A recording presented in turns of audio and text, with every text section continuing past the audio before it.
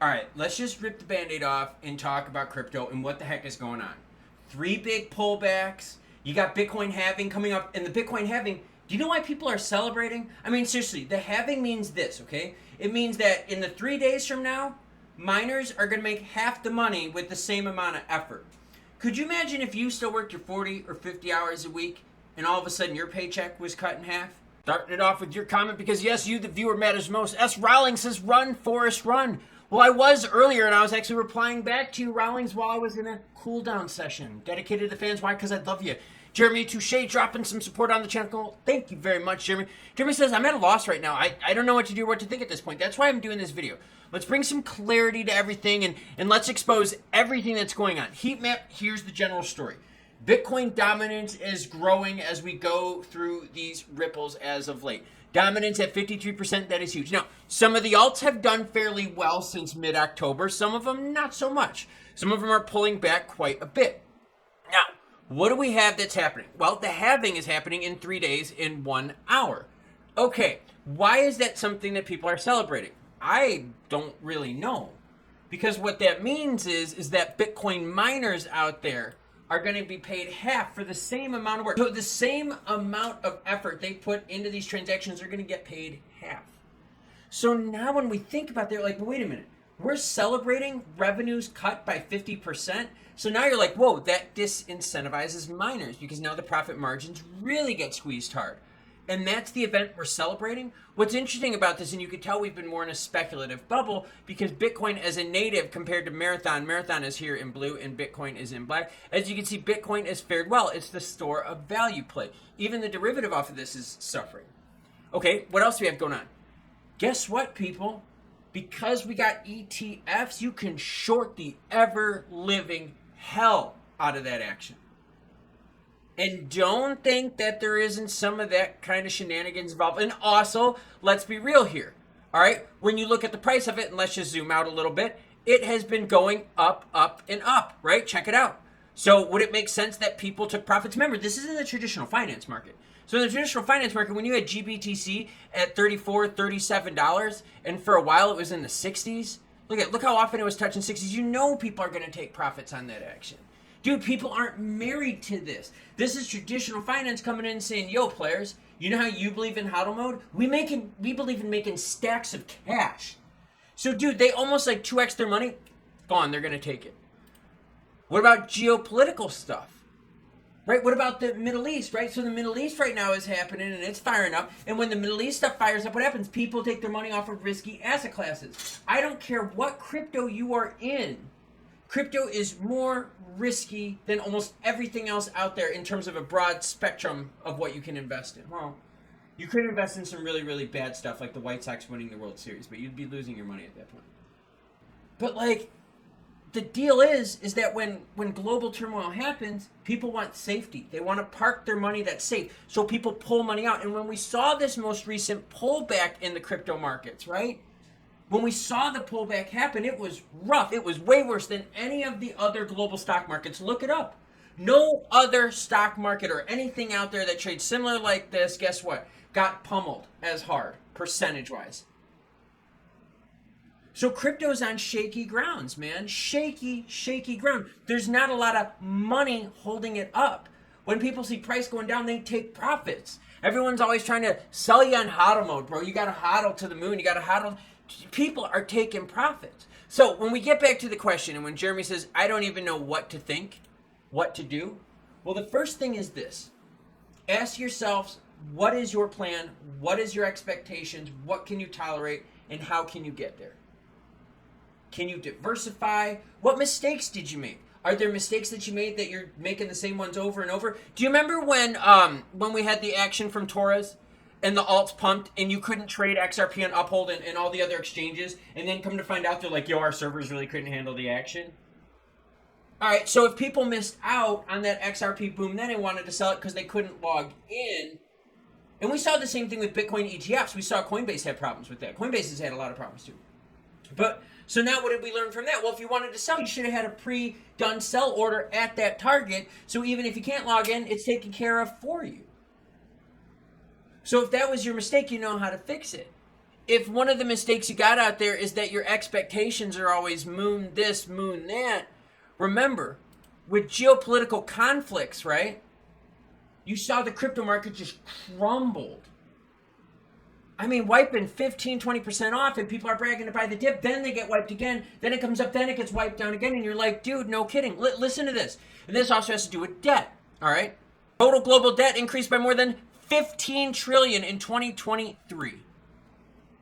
So now if debt is going up, you have to be like, okay, people take profits, and that's kind of what you saw. And we're celebrating making half the money with the same amount of effort. So what do you think that's going to do to the miners out there? That's going to wreck a lot of the miners. And you had to spend a ton of money to remain profitable, to get the highest speed, most efficient miners out there to cut your costs. Because guess what? You better cut your costs because your revenue is going to get cut in half. Could you imagine that if Walmart one day was like, guess what? In 3 days, 1 hour, 1 minute, and 36 seconds, where everything is going to be the same except our revenue is going to be cut in half. You know what the first thing to do? They're going to lay off people.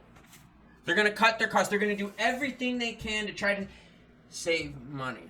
And now the problem with this geopolitical debt being high is, guess what? This debt, these trillions and trillions and trillions and trillions and trillions of debt, is at a higher rate than it has been in recent years. So now the interest payments suck up all this fiat, and people are like, oh, well, bro, this is where the crypto market shines. No, the crypto market doesn't shine when debt balloons like crazy like that. That means there's less money available to go into the crypto markets. Risky asking, well, bro, they'll just forgive the debt. No, you don't forgive the debt because you owe people money, and those people will come after you. Whether it's governments or whatnot. If the U.S. starts defaulting on everyone, you don't think maybe we're going to have a little bit of conflict action? Oh, well, bro, that's when XRP is going to be used to what? Go to your local gas station and pay with your XRP? Are you mad? So what to do? First things first, don't repeat the same mistakes. Second thing, get a bunch of different sources of news. Get people that are super bullish out there that tell you this shit's going to melt bases, give you hopium. I don't give a crap what you call it. Get people out there that are pessimistic. Get people out there that are really good with macros and stuff. We're a macro channel. We do a lot on that. We talk about CPI data, PPI data, UK data. Oh, guess what happens also on the 20th? UK's inflation data. So that's happening right around the halving too. And we just saw that, guess what? The report I did earlier said inflation is going to go up. And now if geopolitical tensions go up, inflation is going to go up even more because we're going to have to make money printer go burr yet again to pay for the stupid conflicts. So did you take profits? Did you stack more? Are you hodling? Are you repeating the same mistakes? Is it sinking into everyone that the crypto market is the most volatile, softest piece of shit out there? That you can tell me whatever you want about development, this and that at the drop of a hat, 15, 20, 30% could be wiped. Yeah, so now what if risk isn't your bag, right? What if you're like, dude, I'm not into risk? Well, you can offset risk with boring shit. You can do that. And you can do all sorts of stuff. But you got to know what fits you, fits your plan, fits your skill sets, and fits your time. There's a ton of people out there making money shorting the ever-living crap out of this. You're telling me that at ICP at $20, there weren't people out there shorting the ever-living hell out of that? Don't get me wrong. Good move on ICP here. But is it really sustainable? Like, can you really just like have rocket ship, and then think that it's not going to kind of come back and soften up? You need some retests. You need profit taking. You need sell-offs. Because the faster something goes up uncontrollably is the faster it goes down. Times are different, and you have to put those realistic expectations in with those times. For instance, look at XRP, right? Look at the big money that there was for XRP back in 2021. Things aren't the same. Monetary conditions aren't the same. So your expectations can't be the same. And that ties into Jeremy asking, well, what do? Make sure your expectations are based on like legit stuff. And I'm not picking on Jeremy. Just Jeremy's the one asking the question, so I'm just using him as a focal point to come back to, because Jeremy and I have some really good conversations. Really good conversations about this stuff. And a lot of it comes down to the influence of people. Because there's a lot of people out there, oh, bro, we're going to the moon. Bro, we're just stacking. Bro, things change. Like, like, if all of a sudden I figured out, like, I could buy, like, 50, 60, 100 brand new, like, state-of-the-line refrigerators for, like, 75% off, dude, I would do it. And I would sell it and make 25, 30, 40, 50% of money, and I would do it quick. Because it'd be cheaper for buyers to get that. Right? Contact some buyers saying, oh, you're building homes, guess what I've got? Stainless steel, super awesome fridges. Oh, and guess what? I could give them to you for 25% less than what stores got. Boom. I don't give a shit where the money comes from. But there's opportunities there. You know what opportunity is happening right now? Cars, used cars. So if you can flip cars, if you've got that skill to work on cars and flip it, you know how many people use their tax money to buy cars right now?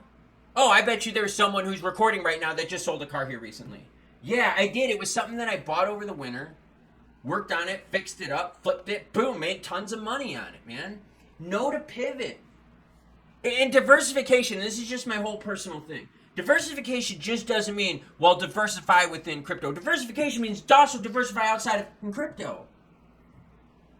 Again, I'm not telling you this is how I do it, but geez, protect yourself with something. Now look, if you want to gamble and you want to risk it away and you want to YOLO and jump in the deep end, do more power to you. That is on you. Live well, my brother. I don't care. But just know what your expectations are.